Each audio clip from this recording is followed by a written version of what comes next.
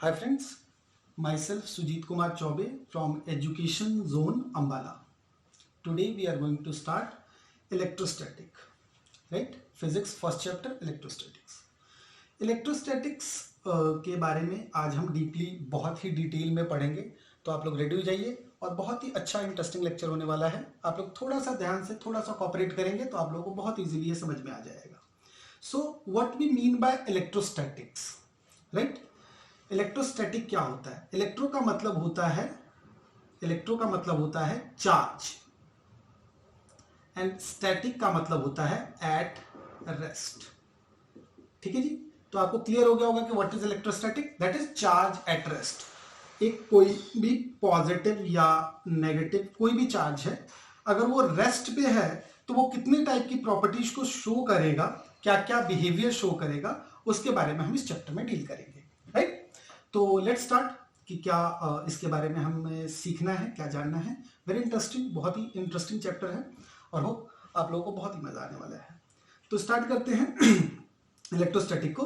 तो electrostatic basically जो ये थ्योरी इसकी अगर मैं आपको बताऊं तो ये कहाँ से, जब एशियन टाइम में सोचो कि earlier the people are food gatherers थे हम लोग, और धीरे धीरे सिविलाइजेशन होती गई और हम यहाँ तक पहुंच चुके हैं कि हम इलेक्ट्रोस्टैटिक पढ़ रहे हैं।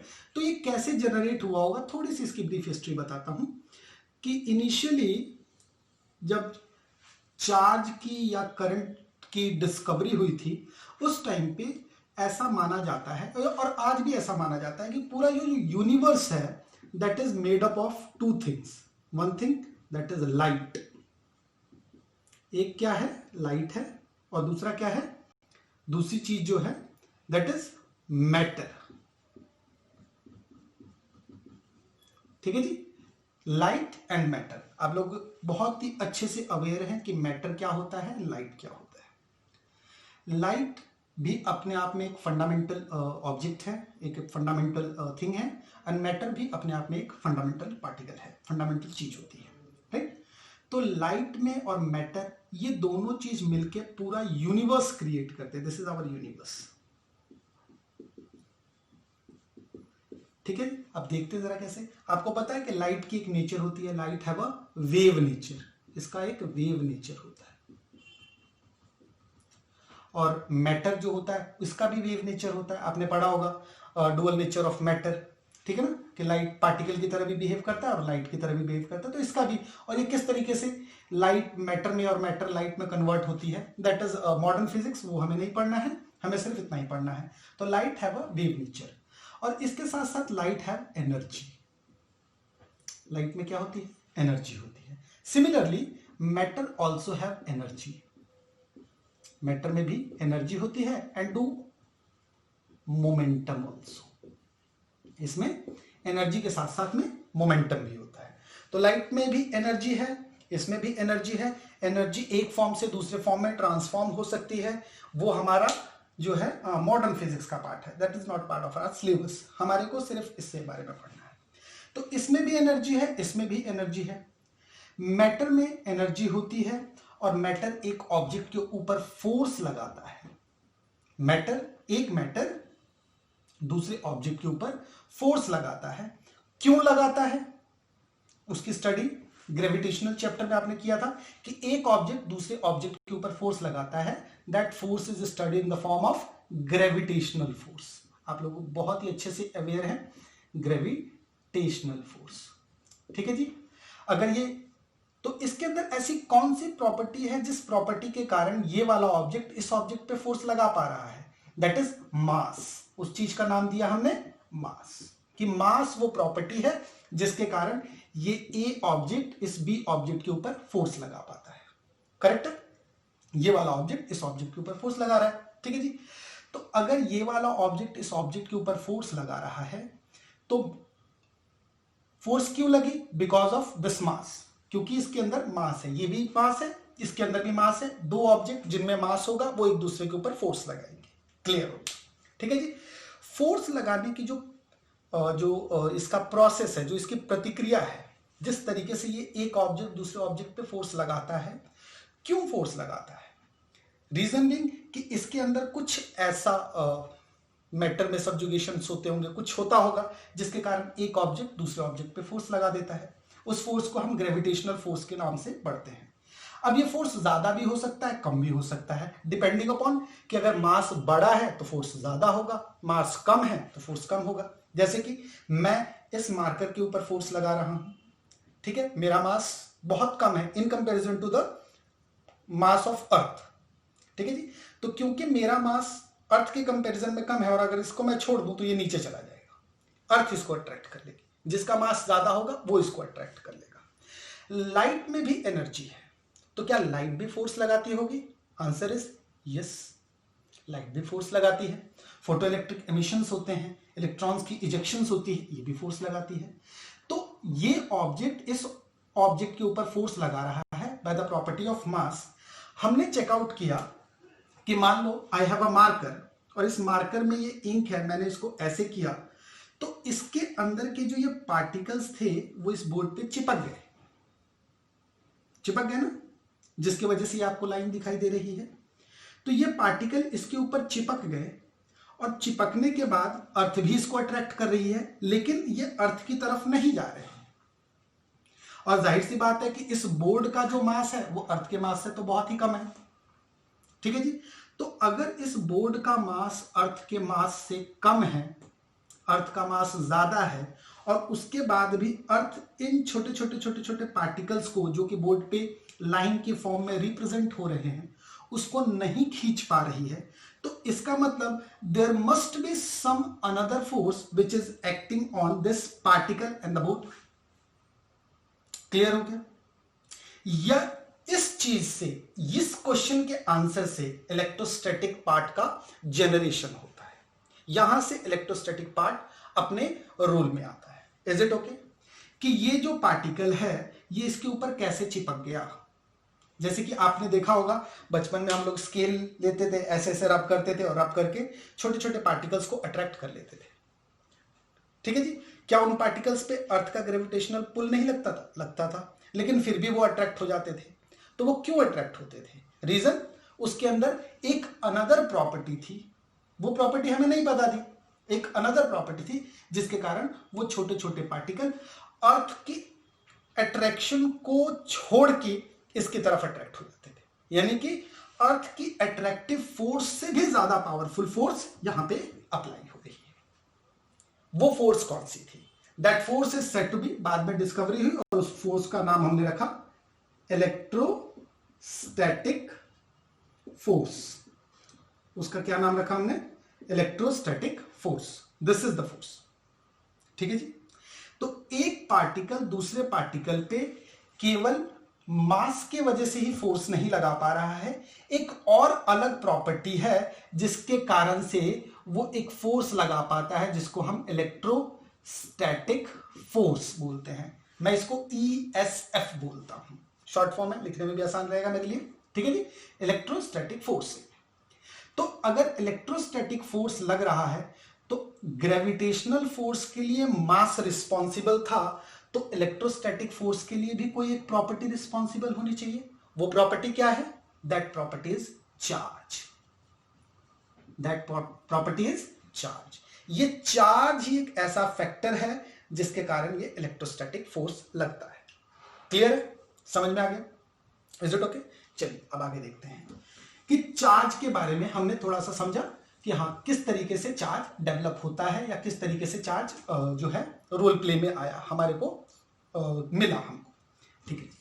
अब charge, what is charge? Charge basically होता क्या है? कोई भी ऑब्जेक्ट जब किसी दूसरे ऑब्जेक्ट के कांटेक्ट में आता है तो due to aberrations on the surface, surface जो होती है थोड़ी सी उबड़ खाबड़ होती है, ये जो सरफेस होती है बड़ी स्मूथ नहीं होती है, उबड़ खाबड़ होती है। और अगर मैं इस सरफेस को दूसरे सरफेस के ऊपर रब करूं तो रब करने से क्या होता है, जो सरफेस अपने इलेक्ट्रॉन को लूजली बाउंड करके रखता है उसका इलेक्ट्रॉन दूसरे वाले के ऊपर ट्रांसफर हो जाता है। तो अगर इलेक्ट्रॉन यहां से यहां ट्रांसफर हो रहा है, if there is a transfer of electron from this A to B, then A will definitely going to acquire a positive charge and B is definitely going to acquire a negative charge. ठीक है जी।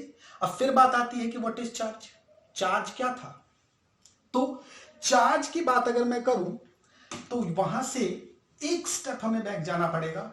जब हम ये बात कर रहे थे कि मास में एक प्रॉपर्टी होती है कि it can apply force, it can apply force, क्या अप्लाई कर सकता है वो, फोर्स।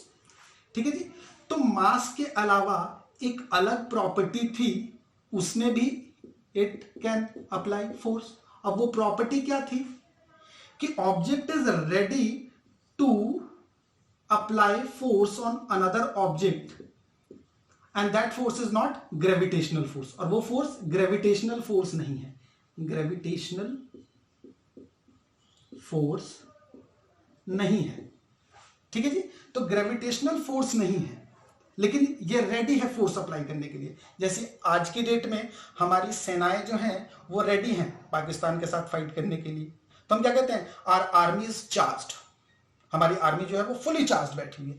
तो हमने उस वर्ड को यहां पे रखा और हमने कहा कि दिस ऑब्जेक्ट इज चार्ज्ड, ये ऑब्जेक्ट जो है वो चार्ज्ड है, मतलब ये ऑब्जेक्ट दूसरे ऑब्जेक्ट के ऊपर फोर्स लगाने के लिए रेडी है और वो फोर्स ग्रेविटेशनल फोर्स नहीं है। तो वो कौन सी फोर्स है, दैट फोर्स इज, बाद में हमको पता लगा क्योंकि इसके ऊपर चार्ज जनरेट होता है, करेक्ट है जी, इसके ऊपर क्या जनरेट होता है, चार्ज जनरेट होता है। तो हमें पता लगा कि ये ऑब्जेक्ट इस ऑब्जेक्ट के ऊपर जो फोर्स लगाती है दैट इज इलेक्ट्रोस्टैटिक फोर्स। क्या है वो, इलेक्ट्रोस्टैटिक फोर्स। क्लियर हो गया यहां तक।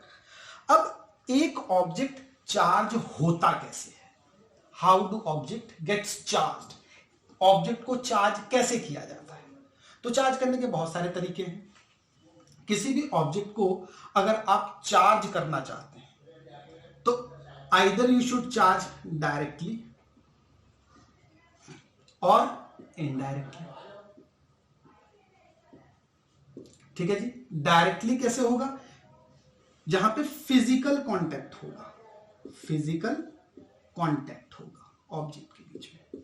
जैसे कि ये ऑब्जेक्ट है, इसको आपने प्लग में उठाया और लगा दिया, राइट, इसको आपने प्लग में लगाया, ये ऑब्जेक्ट आपका चार्ज हो जाएगा, डायरेक्ट फिजिकल कांटेक्ट है। इनडायरेक्ट चार्जिंग भी होती है, वो भी हम चार्ज करते हैं। इनडायरेक्ट चार्जिंग किस तरीके से होती है, that we have to understand. तो पहले समझते हैं कि चार्जिंग बेसिकली क्या होता है। ठीक है जी। तो किसी भी ऑब्जेक्ट को हम चार्ज कर सकते हैं, ये तो समझ में आया, डायरेक्टली और इनडायरेक्टली, ये आगे का टॉपिक है थोड़ा सा।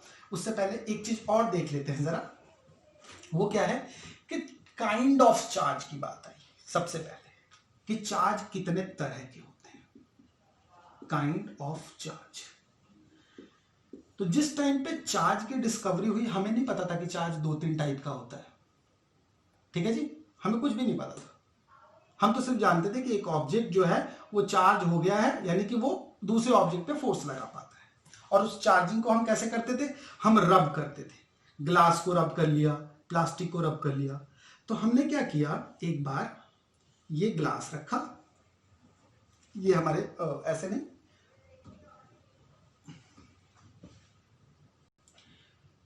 एक और ये दोनों ग्लास के टुकड़े थे, इनको हमने रब किया हुआ है। रब करने के बाद मैं इनको कांटेक्ट में लेके आया। जब कांटेक्ट में लाके देखा, ये क्लोज लेके आया, तो क्या हुआ, आप जैसे ही मैंने इनको छोड़ा, मैंने देखा कि ये वाला ऑब्जेक्ट जो है that migrate in this direction, और ये वाला ऑब्जेक्ट जो है वो इस डायरेक्शन में माइग्रेट हो गया, मतलब ये अपनी जगह से डिस्प्लेस हो गए। तो ये एक दूसरे को क्या कर रहे हैं, रिपेल कर रहे हैं। ये भी ग्लास था, ये भी ग्लास था, दोनों को मैंने रब किया, रब करने से ये दोनों एक दूसरे को रिपेल कर रहे हैं। Same experiment I perform with plastic also. मैंने प्लास्टिक लिया, इसको भी रब किया, रब करने के बाद व्हाट आई सी कि ये भी दूर जा रहे हैं। क्लियर है। फिर मैंने क्या किया, ये भी प्लास्टिक है, ये भी प्लास्टिक है। अब मैंने क्या किया, मैंने ये देख लिया कि दो ऑब्जेक्ट जो है, ग्लास रिपेल कर रहा है, प्लास्टिक रिपेल कर रहा है। व्हाट आई डन, मैंने एक ग्लास और एक प्लास्टिक दोनों को चार्ज किया, रब किया, चार्ज हो गए। अब की बार क्या हुआ, दे कम क्लोज, वो नजदीक आ गए। अभी तक तो हम समझ रहे थे कि चार्ज एक दूसरे को सिर्फ रिपेल कर रहे थे, अब हमने देखा कि चार्ज एक दूसरे को अट्रैक्ट भी कर रहे हैं। हमने कहा यार ये तो बहुत गड़बड़ हो गई, अब क्या करें। अभी तक तो हमको पता था कि चार्ज जो है वो सिर्फ रिपल्सिव फोर्स लगा रहा है, लेकिन यहां पे क्या पता चलता है कि चार्ज जो है वो अट्रैक्टिव फोर्स भी लगा रहा है। हमने कहा यार ये तो, अब इसकी क्या एक्सप्लेनेशन दे। तो एक साइंटिस्ट थे जिनका नाम था बेंजामिन फ्रैंकलिन।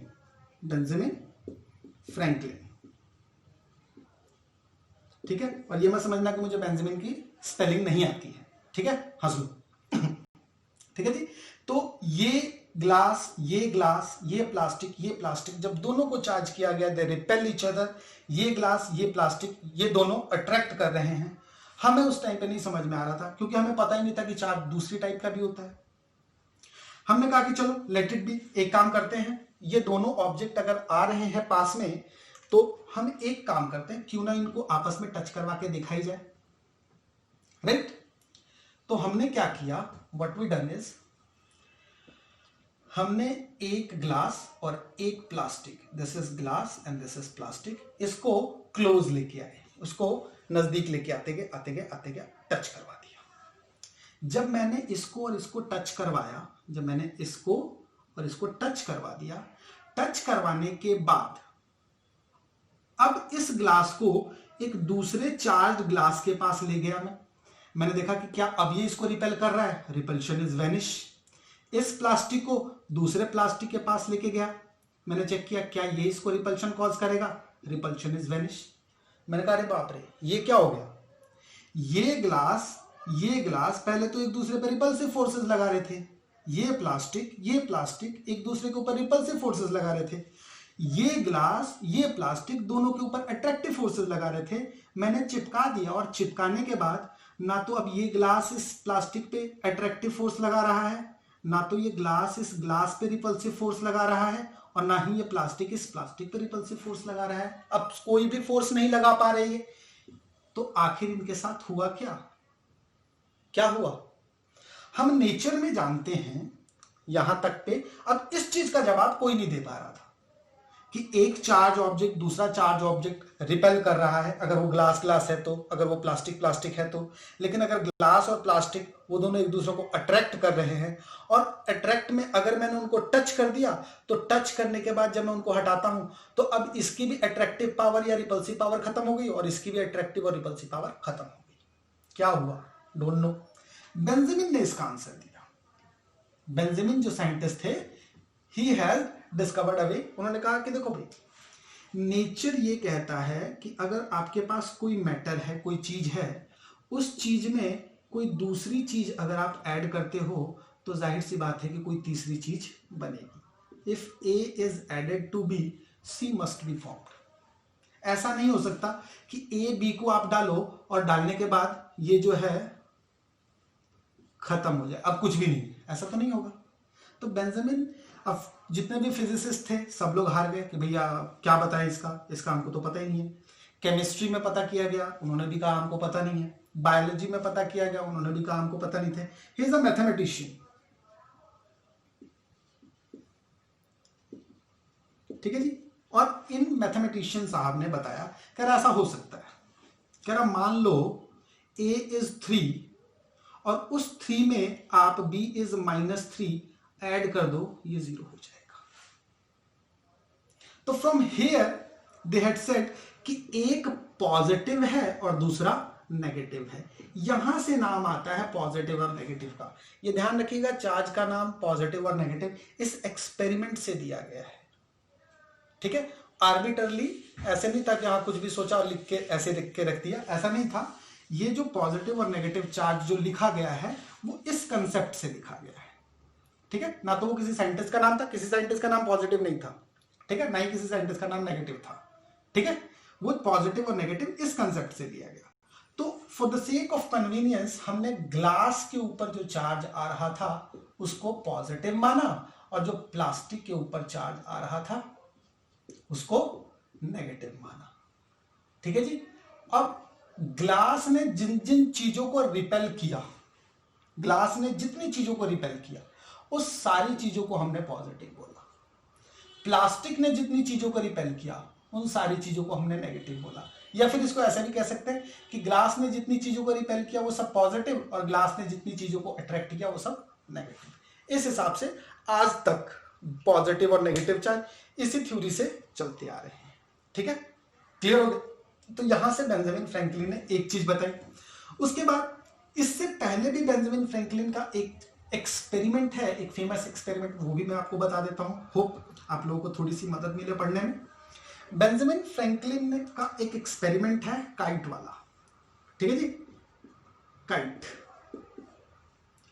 एक्चुअली क्या होता था कि बादलों में बिजली कड़कती थी। ठीक है जी, होता क्या था कि एक बादल इसमें भी चार्ज है, एक बादल इसमें भी चार्ज है। जब वो एक दूसरे के ऊपर फोर्स लगाते थे, एक चार्ज पार्टिकल दूसरे चार्ज पार्टिकल के जब कांटेक्ट में आता है, मान लो it is a positively charged और it is a negatively charge और इट में बी पॉजिटिव भी ऑल्सो। ठीक है, तो जब कभी भी ये दोनों आपस में कांटेक्ट में आएंगे तो ये क्या होगा, डिस्चार्ज हो जाएगा। अभी सीखा था ना हमने कि जो चार्ज ऑब्जेक्ट थे उन दोनों ऑब्जेक्ट को पास में लेके आए तो लाने के बाद उनका चार्ज खत्म हो गया, तो क्या हो गए, डिस्चार्ज हो गए। तो जब ये डिस्चार्ज होते हैं तो दे प्रोड्यूस स्पार्क। क्या प्रोड्यूस करते हैं, स्पार्क। इसको इलेक्ट्रोस्टैटिक क्लिंज बोलते हैं, इलेक्ट्रोस्टैटिक क्लिंज। क्लियर है? ये चार्ज पार्टिकल आपस में क्लोज आते हैं तो डिस्चार्जिंग का प्रोसेस जो होता है that process is called electrostatic cleanse. उस प्रोसेस में जो स्पार्क प्रोड्यूस होता है दैट इज कॉल्ड क्लिंज। और यही रीजन होता था लाइटनिंग ऑफ क्लाउड का। ये एक्सपेरिमेंट धरती पे भी किया जा रहा था। एक ऑब्जेक्ट लिया, लेट से ये 2 ऑब्जेक्ट है, एक को चार्ज किया, दूसरे को चार्ज किया, आपस में टच किया, स्पार्क प्रोड्यूस हो रहा है। ठीक है जी, आपस में टच किया, स्पार्क प्रोड्यूस हो रहा है। फिर एक चार्ज, दूसरा चार्ज, फिर टच किया, फिर स्पार्क प्रोड्यूस हो रहा है। तो इस तरीके से वेरियस ऑब्जेक्ट में स्पार्क प्रोड्यूस किए जा रहे थे। जब बेंजामिन फ्रैंकलिन ने बादलों में वो उसी टाइप की लाइटनिंग देखी तो उन्होंने कहा कि माइट भी वहां पे भी यही चार्ज होगा। उस चार्ज को एक्सपीरियंस करने के लिए व्हाट ही डिड, उन्होंने एक पतंग उड़ाई और बादलों के बीच तक पहुंचा दी। रियलिटी में बिल्कुल करेक्ट बोल रहा हूं, उन्होंने पतंग उड़ाई और बादलों के बीच तक पहुंचा दी। ठीक है जी, जब वो बादलों के बीच में पहुंचा तो उन्होंने सोचा कि शायद यहां पे चार्ज होगा, मुझे शॉक लगेगा, लेकिन शॉक नहीं लगा। ड्यू टू बिकॉज कि वो जो धागा होगा वो सूखा हुआ होगा, वहां से कंडक्टिविटी नहीं होती होगी, whatever is the reason, नहीं हुआ। फिर उन्होंने कहा कि हो सकता है कि नॉन मेटल है ये, इसके अंदर से जो चार्ज है वो आ नहीं सकता है, तो एक काम करते हैं, हम इसके अंदर कुछ मेटेलिक चीज बांध देते हैं। उन्होंने क्या किया, की रिंग बांध दी, क्योंकि भारी चीज तो बांध नहीं सकते थे।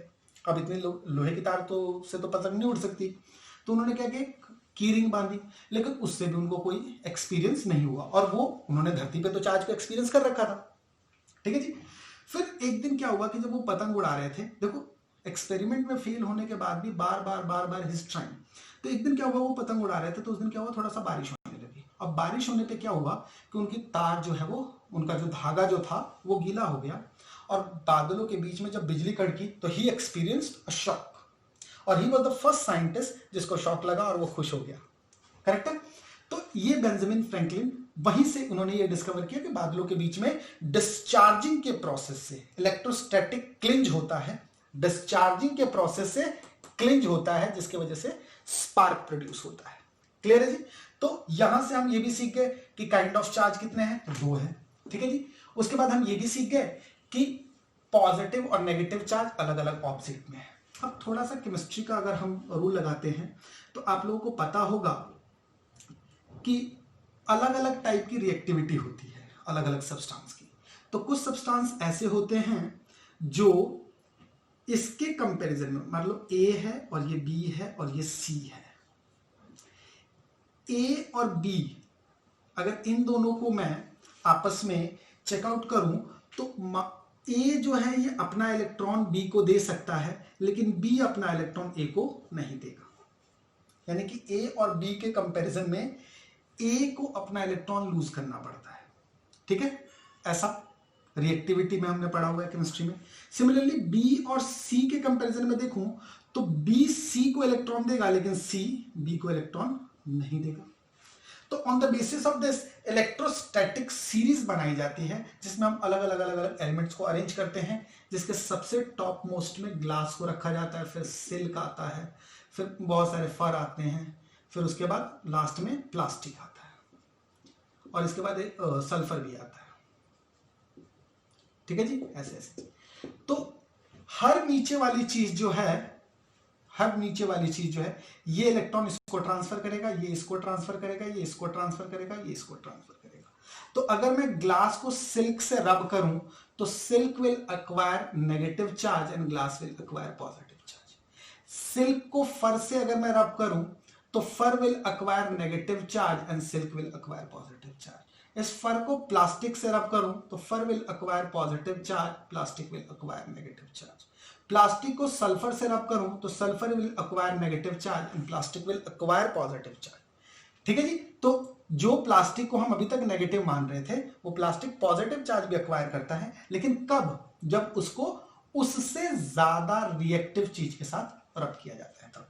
तो यहां से एक चीज समझ में आ गई, एक वर्ड आपकी बुक में है दैट इज फ्रिक्शनल इलेक्ट्रिसिटी। तो दिस इज फ्रिक्शनल इलेक्ट्रिसिटी कि जब हम किसी एक ऑब्जेक्ट को दूसरे ऑब्जेक्ट के ऊपर रब करते हैं तो उस रबिंग से एक का इलेक्ट्रॉन जो होता है वो दूसरे के इलेक्ट्रॉन पे, एक एटम का इलेक्ट्रॉन दूसरे पे ट्रांसफर हो जाता है और ट्रांसफर होने की वजह से उसके ऊपर जनरेशन ऑफ चार्ज हो जाता है। अब देखिए जरा, ये एक ए एटम है और ये ए एटम इस बी एटम के ऊपर अपना इलेक्ट्रॉन ट्रांसफर कर रहा है। एक क्वेश्चन आता है कि चार्जिंग की वजह से क्या वेट में कोई वेरिएशन आता है? ठीक है जी। चार्जिंग, अगर मैं चार्जिंग या डिस्चार्जिंग कर रहा हूं तो क्या ऑब्जेक्ट के मास में कोई चेंज आएगा? ऐसा एक क्वेश्चन है। ठीक है, तो उस क्वेश्चन का आंसर है कि यस, चेंज आएगा। देखिए, जब ए अपना इलेक्ट्रॉन इसको देगा तो इलेक्ट्रॉन में मास होता है, तो जैसे जैसे आपका इलेक्ट्रॉन बी की तरफ जाता जाएगा, बी भारी होता जाएगा और ये हल्का हो जाएगा। यानी कि जब आप फोन को चार्ज करते हैं तो आपका फोन भारी हो जाता है, आपका फोन भारी हो जाता है। ठीक है जी, आपका फोन भारी हो जाता है। क्लियर है? समझ में आ गया? ठीक है जी। अब बात करते हैं चार्जिंग की, कि चार्जिंग की कैसे जाती है, जो कि हम बात कर रहे थे कि डायरेक्ट और इनडायरेक्ट। तो डायरेक्ट में डायरेक्ट बॉडी कांटेक्ट, जैसे कि आप मोबाइल फोन चार्ज करते हो, प्लग लगा देते हो, ऑन कर देते हो, डायरेक्ट कांटेक्ट हो रहा है। दूसरा चार्जिंग का मेथड है इनडायरेक्ट प्रोसेस में, that is by induction. Indirect process में कैसे करते हैं, उस प्रोसेस को हम बोलते हैं इंडक्शन। अब ये इंडक्शन क्या होता है? कोई भी एक ऑब्जेक्ट लीजिए, उसको नेगेटिवली चार्ज कर दीजिए, फुली नेगेटिवली चार्ज, मतलब दूसरे किसी ऑब्जेक्ट का इलेक्ट्रॉन निकाल के इसके अंदर डाल दीजिए। ठीक है जी। अब आपने इलेक्ट्रॉन डाल दिया, ये नेगेटिवली चार्ज हो गया, let's say this particle is a. अब इस पार्टिकल की हमको जरूरत नहीं है, इसको हटा देते हैं। तो ये हमने नेगेटिवली चार्ज कर लिया और चार्ज करने के बाद इसको ऐसे ही रखा। आपको एक न्यूट्रल ऑब्जेक्ट लेके आइए, this is our neutral object. अब न्यूट्रल ऑब्जेक्ट का मतलब क्या होता है कि उसके अंदर पॉजिटिव और नेगेटिव दोनों चार्ज बराबर रूप से हैं, यानी कि एक पॉजिटिव है तो एक नेगेटिव है, एक नेगेटिव है तो एक पॉजिटिव है, एक पॉजिटिव है तो एक नेगेटिव है, एक नेगेटिव है तो एक पॉजिटिव, ऐसा होगा। अब ये नेगेटिव चार्ज के जब क्लोज आएगा ये, तो क्या होगा, सारे पॉजिटिव चार्ज जो हैं वो एक तरफ आ जाएंगे due to electrostatic force of attraction. ये सारा पॉजिटिव चार्ज इसके तरफ अट्रैक्ट हो जाएगा और नेगेटिव चार्ज जो है वो रिपेल हो जाएगा। ठीक है जी। अब ये सारा पॉजिटिव चार्ज क्या है, इनके कंट्रोल में आ चुका है, इन्होंने एक तरीके से उसको पकड़ लिया है। अब आप यहां से अर्थिंग कीजिए, उस अर्थिंग की वजह से क्या होगा, जितना भी नेगेटिव चार्ज होगा वो सारा ग्राउंड में चला जाएगा और उसके बाद इस अर्थिंग को हटा दीजिए और इस ऑब्जेक्ट को दूर ले जाइए विथ योर फोर्स। तो जब आप इस ऑब्जेक्ट को दूर ले जाएंगे तो ये पॉजिटिव चार्ज क्या होगा, रैंडमली डिस्ट्रीब्यूट हो जाएगा और आपका ऑब्जेक्ट जो कि अभी तक अनचार्ज था वो चार्ज हो गया विदाउट टचिंग। ठीक है जी। This process is called induction. Induction के बहुत सारे एग्जांपल आपके बुक में दिए हुए हैं, आप उसको पढ़ सकते हैं। ठीक है जी। इसके बाद एक टर्म आती है that is quantization of charge. क्या चार्ज क्वांटाइज्ड होता है? यस। चार्ज किसी भी ऑब्जेक्ट के ऊपर अगर जाएगा, let's say this is a object और ये इस बी ऑब्जेक्ट के ऊपर अपने इलेक्ट्रॉन दे रहा है, तो ये जब भी इलेक्ट्रॉन देगा या तो एक इलेक्ट्रॉन देगा या तो 2 इलेक्ट्रॉन देगा या तो 3 देगा या तो 10 देगा या तो 50 देगा। ये 2.5 इलेक्ट्रॉन तो नहीं दे सकता, 2.5 इलेक्ट्रॉन तो नहीं देगा ना, या तो एक इलेक्ट्रॉन पूरा जाएगा या तो नहीं जाएगा। तो अगर एक इलेक्ट्रॉन इसके पास कंप्लीट जा रहा है तो इसका मतलब इस ऑब्जेक्ट के ऊपर जो चार्ज होगा that is equal to charge of electron multiply by some integer. तो यानी कि किसी भी ऑब्जेक्ट के ऊपर जो चार्ज होगा वो किसके इक्वल होगा? इलेक्ट्रॉन का charge multiply by some integer. वो चार्ज पॉजिटिव भी हो सकता है, नेगेटिव भी हो सकता है। ठीक है जी। जैसे कि अगर इलेक्ट्रॉन ये दे रहा है तो इसके ऊपर नेगेटिव आएगा और इसके ऊपर उतना ही पॉजिटिव चार्ज की जनरेशन होगी। पूरे यूनिवर्स में न्यूट्रलिटी है। जहां कहीं भी एक पॉजिटिव चार्ज क्रिएट होता है, जैसे ही इसके ऊपर से इलेक्ट्रॉन गया ये पॉजिटिव बनेगा तभी वो नेगेटिव बनेगा। ऐसा नहीं होगा कि नेगेटिव चार्ज ज्यादा है पॉजिटिव चार्ज कम है, ऐसा नहीं होता है। हम क्या करते हैं? एक्यूमुलेशन करवा देते हैं। पॉजिटिव चार्ज एक जगह पे खूब इकट्ठा कर देते हैं तो वो पॉजिटिव कहलाने लगता है। नेगेटिव चार्ज एक जगह पे खूब इकट्ठा कर देते हैं, वो नेगेटिव कहलाने लगता है। लेकिन चार्ज का जो वैल्यू होगी, चार्ज की जो वैल्यू होगी that is always equal to plus minus e into n. ठीक है जी। दिस इज कॉल्ड क्वांटाइजेशन, की उसकी वैल्यू जो है वो फिक्स है। यानी कि अगर मेरे को कोई कहे कि इस बी ऑब्जेक्ट के ऊपर ए ऑब्जेक्ट ने इलेक्ट्रॉन दिए थे और इसके ऊपर से एक्स चार्ज आ गया, तो इस एक्स चार्ज को अगर मैं इलेक्ट्रॉन के चार्ज से डिवाइड करूं तो I should get an integer. मुझे एक इंटीजर मिलना चाहिए, वो वैल्यू पॉइंट में नहीं होनी चाहिए, 1 2 3 4 फिक्स वैल्यू होनी चाहिए। ठीक है जी। इलेक्ट्रॉन की वैल्यू कितनी होती है? That is 1.6 into 10⁻⁻19। ये जो होता है इलेक्ट्रॉन के ऊपर एक चार्ज होता है and it is measured in Coulomb's.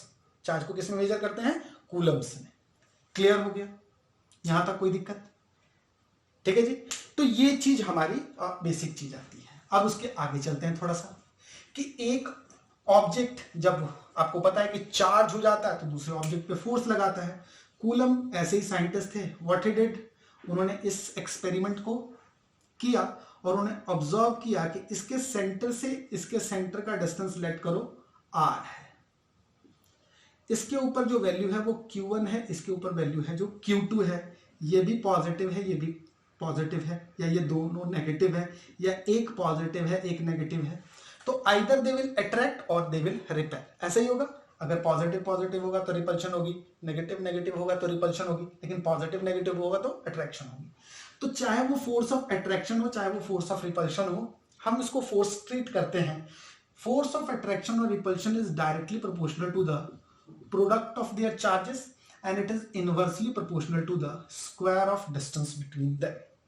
ठीक है जी। जब इस प्रोपोर्शनैलिटी साइन को हटाते हैं तो we get a constant k, और इस k की वैल्यू जो होती है वो होती है, इस k की वैल्यू बताओ, आप लोगों ने पढ़ा हुआ है, that is 1/4 pi epsilon naught. तो f किसके इक्वल आ गया?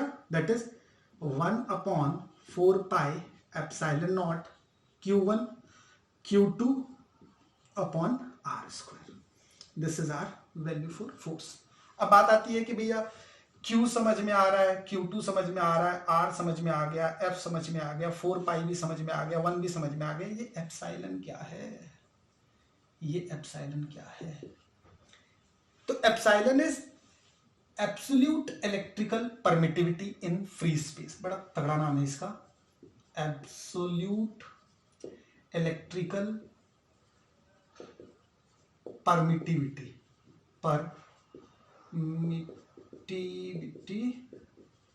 in free space। Absolute electrical permittivity in free space. अब ये क्या होता है absolute electrical permittivity in free space? थोड़ा समझते हैं। यहां तक क्लियर है? ठीक है। अब इसमें देखते हैं जरा। देखो, इन दोनों चार्जेस के बीच में अभी ये चार्ज कुछ भी नहीं है। अगर वैक्यूम हो या एयर हो तो इसका फोर्स इसके ऊपर इजीली लग सकता है, ठीक है जी, that is called absolute electrical permittivity in free space. Free space का मतलब होता है आइदर वैक्यूम हो या फिर एयर हो, इसके अलावा और कोई ओब्स्टेकल नहीं होना चाहिए और कोई रास्ते का रोड़ा नहीं होना चाहिए।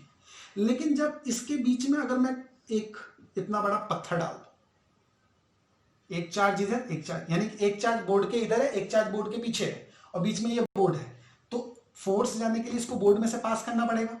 तो बोर्ड में से जब पास करेगा तो this value is said to be e, that is epsilon, और वो वैल्यू कहलाती है absolute electrical permittivity. That is, क्योंकि वो फ्री स्पेस नहीं है, उसके किसी ना किसी मीडियम के थ्रू जाना है, किसी ना किसी चीज के अंदर से होते हुए जाना है। तो epsilon is absolute electrical permittivity in free space, और इसकी वैल्यू जो होती है वो कांस्टेंट होती है, और इसकी वैल्यू होती है 8.85 इंटू 10⁻²। क्लियर है? ये वैल्यू है, यूनिट भी अपने आप से लिख लीजिएगा, ठीक है, यहां से यूनिट निकाल सकते हैं ना, इस ई को उधर लेके जाओ, फोर्स को नीचे लेके आओ, तो ये कूलम का स्क्वायर हो जाएगा न्यूटन पर मीटर स्क्वायर, ठीक है जी। तो इस तरीके से हम इसकी वैल्यू निकाल सकते हैं। सिमिलरली अगर मीडियम होगा तो मीडियम के लिए unit will be the same, but इसकी value depending upon the medium, कोई ज्यादा रोकता है कोई कम रोकता है, कोई पास करने देता है अपने अंदर से, कोई पास नहीं करने देता है, यानी कि इसके अंदर से कुछ जो फोर्सेज निकल रही हैं, कोई ऑब्जेक्ट अलाउ करेगा, हाँ ठीक है भाई मेरे अंदर से पास हो जाओ इजीली, कोई नहीं अलाउ करेगा, तो डिपेंडिंग अपॉन दैट इसकी वैल्यू। फ्री स्पेस के लिए ये फिक्स वैल्यू है, मीडियम के लिए इसकी वैल्यू चेंज होती रहती है। Is it okay? यहां तक क्लियर हो गया। उसके बाद एक क्वेश्चन जो बोर्ड के लिए बहुत ज्यादा इंपॉर्टेंट है, इसी का एक्सप्रेशन इन वेक्टर फॉर्म पढ़ा जाता है, vector form of Coulomb's law, that is very important question. Vector form of Coulomb's law अगर पढ़ना है तो क्या करना है भाई, ये लीजिए, एक चार्ज पार्टिकल यहां मानिए, एक चार्ज पार्टिकल यहां मानिए, let's say it is Q1, it is Q2, that is X and this is Y, ठीक है जी, दैट इज ओरिजिन O, ठीक है जी। यहां से यहां तक का distance position vector that is R1, हमने एरो बना दिया। यहां से यहां तक का पोजीशन वेक्टर, सॉरी इसको R2 ले लेते हैं Q2 के लिए, और इसको ले लेते हैं R1 Q1 के लिए। तो यहां इनिशियली ऑब्जेक्ट इज हियर, थोड़ी देर के बाद ऑब्जेक्ट आ गया यहां पर। तो ऑब्जेक्ट बेसिकली क्या हुआ है कि इस पॉइंट से इस पॉइंट पे मूव हुआ है इन दिस डायरेक्शन।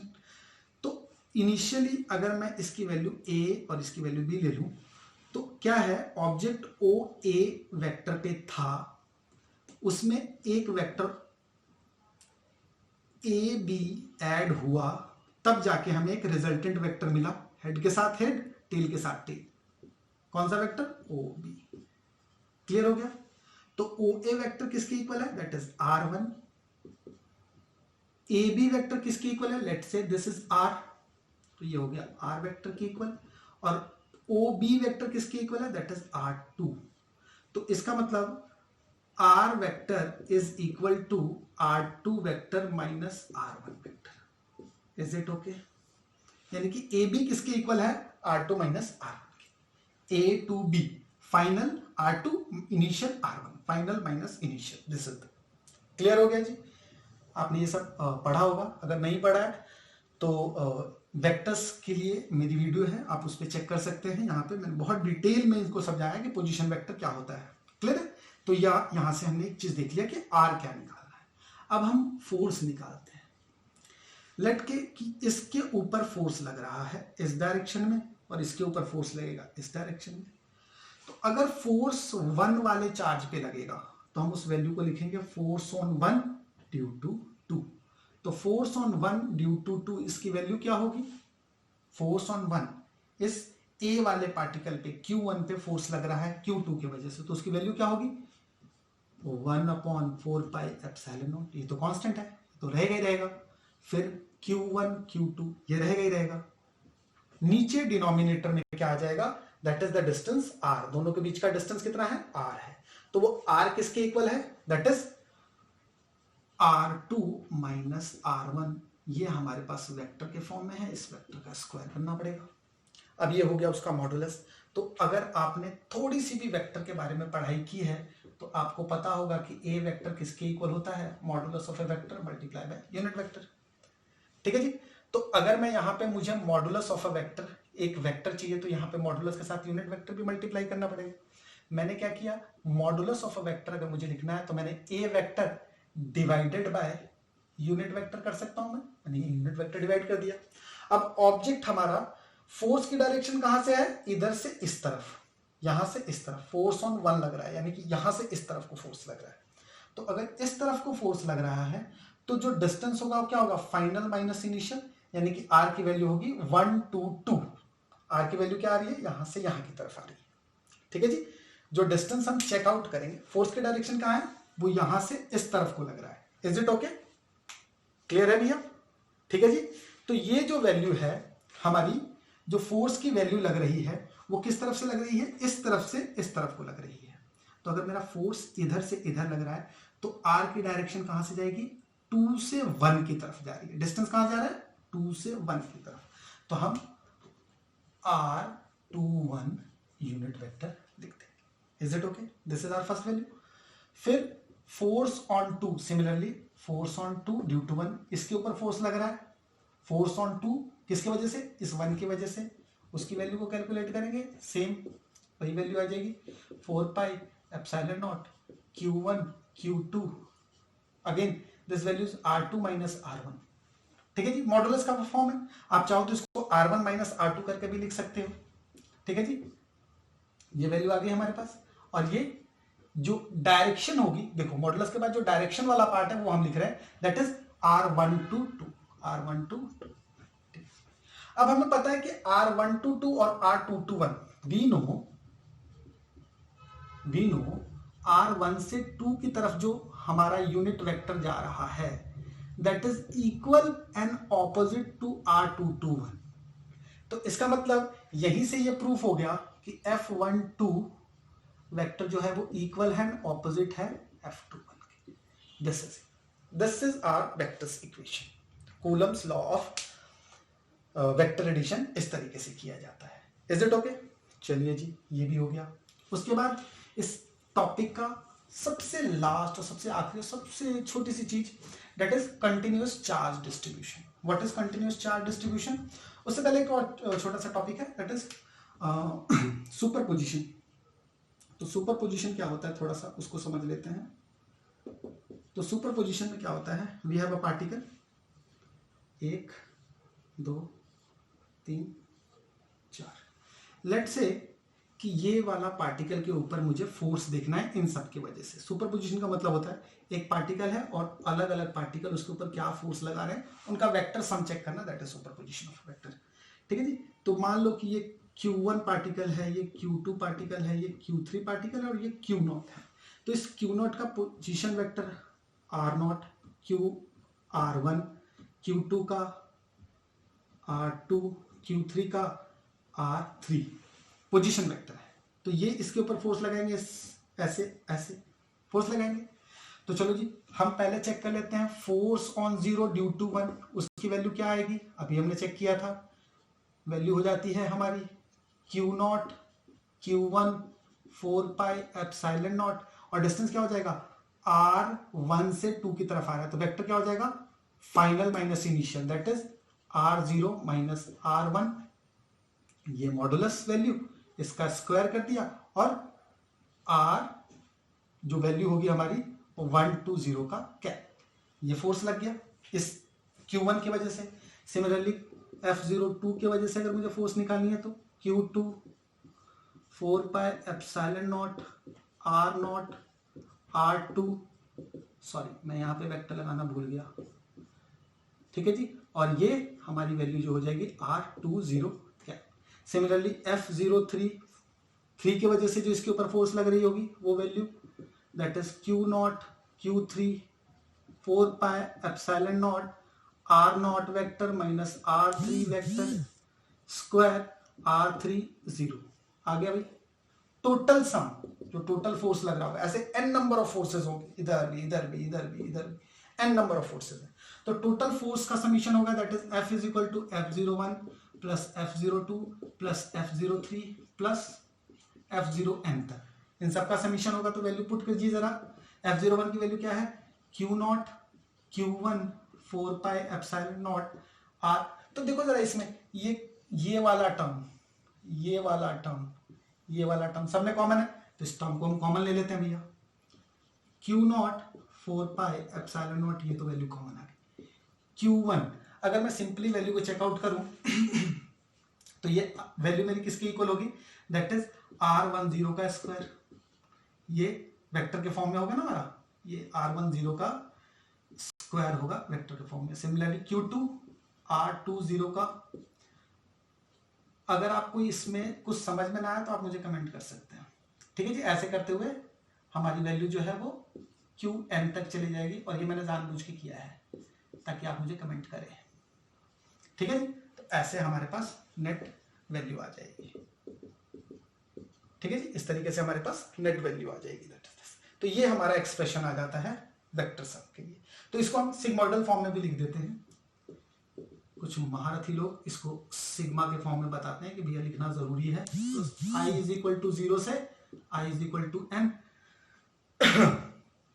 हम यहाँ पे वैल्यू लिखेंगे i इज इक्वल टू 1 से i is equal to n, तो कोई 1 से स्टार्ट हो रहा है, तो ये qi हो जाएगा और ये ri0 स्क्वायर, और ये ऐसे। This is your superposition principle. बहुत इजी है, सिंपल है। आप यहाँ से इसके बाद इधर, क्लियर है। तो इजीली आप इसको कर सकते हैं। आप चाहें तो इसको थोड़ा सा वीडियो को अच्छे से म्यूट करके अपने से अगर थोड़ा सा कोशिश करेंगे तो आप अपने से भी इसको बहुत इजीली कर सकते हैं। And the last topic is linear charge distribution, और उसके बाद हमारा ये 1A फ्रॉम प्रदीप कंप्लीट हो जाएगा, ठीक है जी। और एनसीईआरटी में तो थोड़ा ज़्यादा ही हो गया, ठीक है जी। तो continuous charge distribution, continuous charge distribution. तो कंटिन्यूअस चार्ज डिस्ट्रीब्यूशन, तो 3 तरीके के चार्ज डिस्ट्रीब्यूशन पढ़ते हैं। एक हम पढ़ते हैं लीनियर, ठीक है जी। तो लीनियर चार्ज डिस्ट्रीब्यूशन क्या होता है, एक ऑब्जेक्ट है आपका, इस पे लीनियरली चार्ज डिस्ट्रीब्यूटेड है ऐसे, ठीक है जी।